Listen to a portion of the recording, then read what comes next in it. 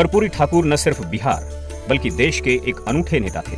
विलक्षण प्रतिभा वाले, कई मायनों में दुर्लभ गुणों वाले, कर्मयोगी राजनेता। स्कूल से निकलते ही समाजवादी धारा से जुड़े तो फिर आजीवन समाजवादी ही हो गए। विचारों और सिद्धांतों से कभी समझौता नहीं, शब्द और कर्म में समानता बनाए रखी। डॉक्टर लोहिया जिसे कथनी और करनी में एकता कहते थे, हमेशा उसी राह के राही बने रहे कर्पूरी ठाकुर। कर्पूरी ठाकुर बहुआयामी व्यक्तित्व के नेता थे। उन्होंने समतामूलक समाज के निर्माण के लिए ऐतिहासिक काम किया। मुख्यमंत्री बनने के बाद कर्पूरी ठाकुर ने बिहार में आरक्षण के लिए कदम उठाया। समाज के वंचित और पिछड़े समुदाय को सत्ता में हिस्सेदारी और प्रतिनिधित्व देने की पहल की। कर्पूरी ठाकुर का विरोध भी हुआ, पर दृढ़ इच्छा शक्ति, संकल्प और विवेक से कर्पूरी ठाकुर ने चुनौतियों को पार कर नजीर कायम की।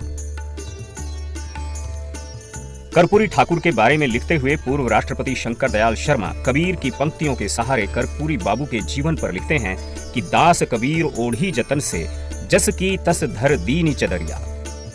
उन्होंने 1968 में कहा था कि रामनाथ, हम तो नहीं कुछ कर पाए अपने परिवार के लिए, लेकिन तुम पढ़ने में तेज हो, तुम स्वस्थ हो, तुम्हारी बौद्धिक क्षमता अच्छी है, इसलिए तुम खूब पढ़ो और नौकरी करो, और मेरे माता पिताजी को भी देखना, मेरे भाई को भी देखना, मेरे बाबों को भी देखना, और उसके साथ साथ तुम अपनी माँ को भी देखना।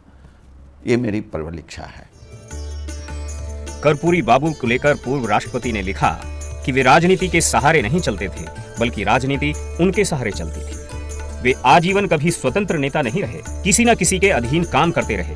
लोहिया, जयप्रकाश, राजनारायण, चौधरी चरण सिंह जैसे नेताओं के अधीन रहकर काम करते रहे, लेकिन उनका स्वतंत्र ओज इतना था, व्यक्तित्व इतना प्रभावशाली था, सरोकारी और जादुई था कि वे अपने जीते जी जननायक कहलाने लगे।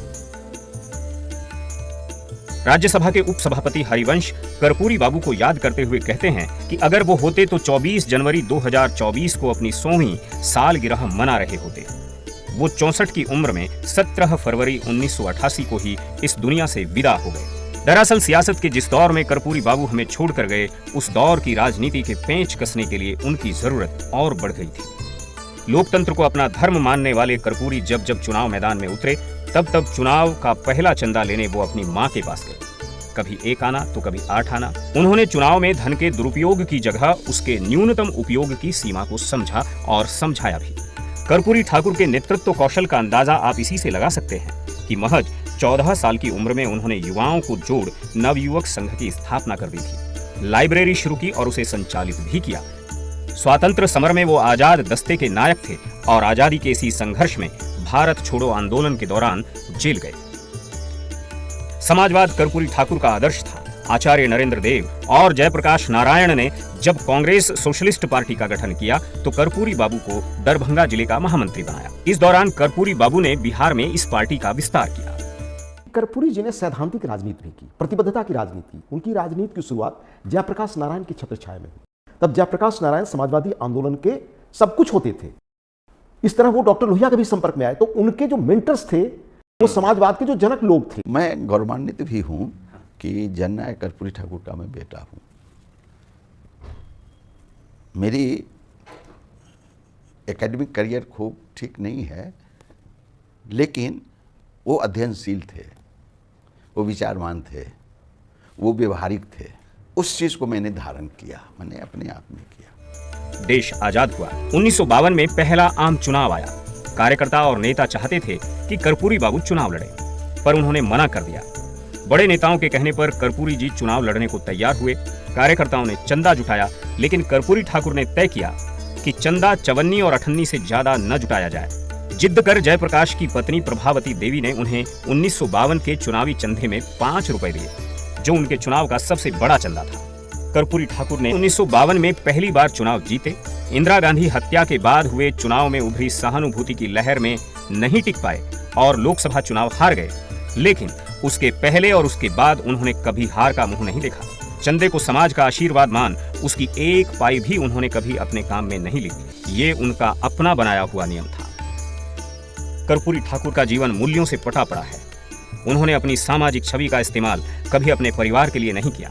उनके छोटे पुत्र वीरेंद्र, जिन्हें हृदय रोग था, उनके लिए कार्यकर्ताओं ने 33,000 रुपए इकट्ठा किए, लेकिन कर्पूरी ठाकुर ने उन्हें पार्टी फंड में जमा करा दिया, जिस पर कोई बोल नहीं पाया। जिसके बाद बहुगुणा जी ने अपने संपर्कों का इस्तेमाल कर उन्हें ऑपरेशन के लिए भेजा, तब ऑपरेशन हो सका। सीएम रहते कर्पूरी ठाकुर की बेटी की शादी तय हुई। लड़का देखने जाना था, उसके लिए सीएम का प्रोटोकॉल तोड़ते हुए पहले ट्रेन और फिर टैक्सी लेकर लड़का देखने पहुंचे। शादी गांव में की। पारिवारिक संस्कार सरकार का समारोह न बन जाए, इसके लिए पानी के जहाज तक को रुकवा दिया। अपने सहायक के तौर पर उन्होंने जिस पत्रकार को चुना वो थे सुरेंद्र किशोर। उन्हें अपने साथ ये कहकर लिया कि तुम समझदार भी हो और ईमानदार भी।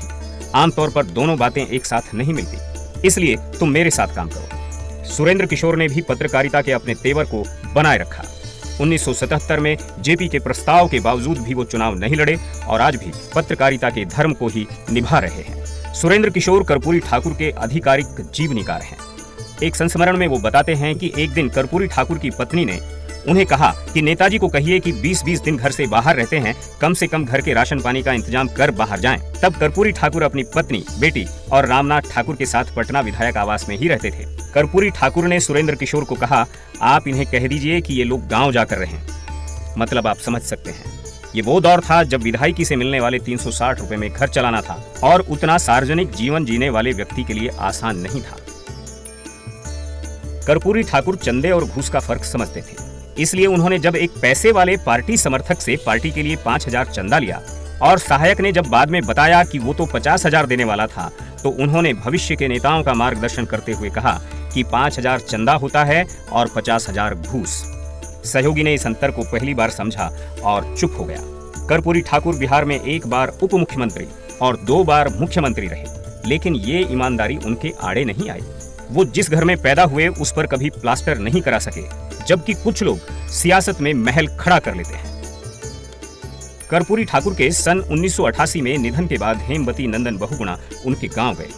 कर्पूरी ठाकुर की पुश्तैनी झोंपड़ी देखकर बहुगुणा की आंखों में आंसू आ गए। इतना बड़ा नेता और संपत्ति के नाम पर सिर्फ पुश्तैनी झोंपड़ी। उनके ही मुख्य मंत्रित्व काल में पटना में विधायक कॉलोनी यानी कौटिल्य नगर बसाने का सरकारी फैसला हुआ। विधायकों, सांसदों को सस्ती दर पर सरकारी जमीन दी गई। उस समय कई विधायकों और सांसदों और मंत्रियों ने कर्पूरी जी से आग्रह किया कि वे भी एक भूखंड ले लें, पर कर्पूरी जी ने उनके सामने हाथ जोड़ लिए।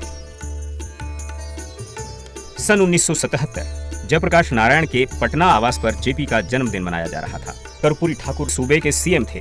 इधर उनका फटासा कुर्ता देखकर चंद्रशेखर ने मजाक में लोगों के सामने अपना कुर्ता फैलाकर कर्पूरी कुर्ता फंड के लिए धन जुटाना शुरू कर दिया, जिसे सीएम ने ले तो लिया लेकिन रिलीफ फंड में जमा करा दिया। कभी फिसले नहीं, कभी टूटे नहीं। अपनी ईमानदारी पर, अपनी बोली पर, अपनी हिम्मत पर, अपनी कर्मठता पर वो अड़े रहे। और सत्ता उनके लिए कोई बहुत बड़ी बात नहीं थी। वो तो टोटल मिलाकर 2.5 बरस तक वो उप मुख्यमंत्री रहे, मुख्यमंत्री 2 बार रहे और आजीवन विधायक रहे। कर्पूरी ठाकुर परिवार का पुश्तैनी काम हज्जाम का था। उनके मुख्यमंत्री बन जाने के बाद भी उनके पिता श्री गोकुल ठाकुर यह पुश्तैनी काम करते रहे। कर्पूरी ठाकुर ने उन्हें कभी नहीं रोका, बल्कि बढ़ावा दिया। काम को छोटा बड़ा करके देखने की दृष्टि को जैसे उन्होंने रौंद दिया था। वो जमीनी हकीकत जानते थे। वो जानते थे कि बिहार में सिपाही बनने के लिए अंग्रेजी जानना जरूरी नहीं है। वहीं अंग्रेजी के चलते लड़कियां मैट्रिक पास नहीं कर पा रही थीं, जबकि उन दिनों आम तौर पर वर पक्ष न्यूनतम मैट्रिक पास दुल्हन चाहता था। इसलिए उन्होंने सूबे में मैट्रिक परीक्षाओं में अंग्रेजी की अनिवार्यता को ही समाप्त कर दिया। कर्पूरी ठाकुर ने अपने मुख्य मंत्रित्व काल में भूमि सुधार लागू करने की कोशिश की। आरक्षण को लेकर भी कर्पूरी ठाकुर सबको साथ लेकर चलने के पक्षधर थे और वही उन्होंने किया भी। बिहार में सरकारी सेवाओं में सन 1978 में 26% आरक्षण लागू हुआ। यह काम मुख्यमंत्री के रूप में कर्पूरी ठाकुर ने ही किया। 26 में से 12% अति पिछड़ों, 8% पिछड़ों, 3% महिलाओं और 3% गरीब सवर्णों के लिए भी आरक्षण दिया गया। ये देश में आर्थिक आधार पर सवर्णों को आरक्षण देने का पहला प्रयोग था।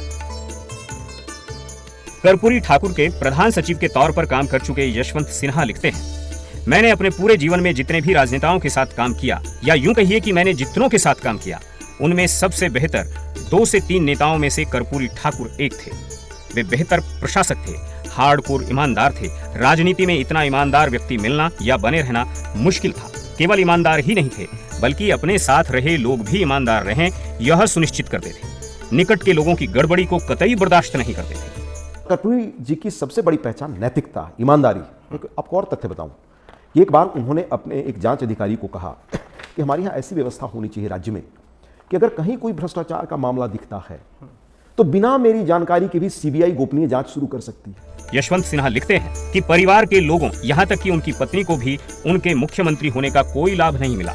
वो समस्तीपुर में गांव के झोंपड़ी नुमा अपने घर में ही रहती थी। एक बार सरकारी कार्यक्रम में मैं समस्तीपुर गया और वहां से उनके गांव गया। घर क्या था? टूटी हुई झोंपड़ी थी, एक टूटा हुआ स्टूल था। उसे पहुंचकर मुझे बैठने के लिए दिया गया। मिट्टी के चूल्हे पर लकड़ी की आग से मेरे लिए उन्होंने चाय बनाई। उस समय कर्पूरी ठाकुर बिहार के मुख्यमंत्री थे। एक पंक्ति में अगर आपको मैं कहूं तो उन्होंने अपना जीवन एक झोपड़ी से शुरू किया। 2 बार मुख्यमंत्री और 1 बार उप मुख्यमंत्री रहने और 1 बार छोड़कर कभी पराजित न होने वाले कर्पूरी ठाकुर ने जब अपना जीवन इस लौकिक दुनिया से उन्होंने छोड़ा तो सिर्फ एक ही झोपड़ी उनके पास थी। संपत्ति में उन्होंने मेरे लिए, मेरे भाई के लिए, मेरे परिवार के लिए कुछ नहीं छोड़ा।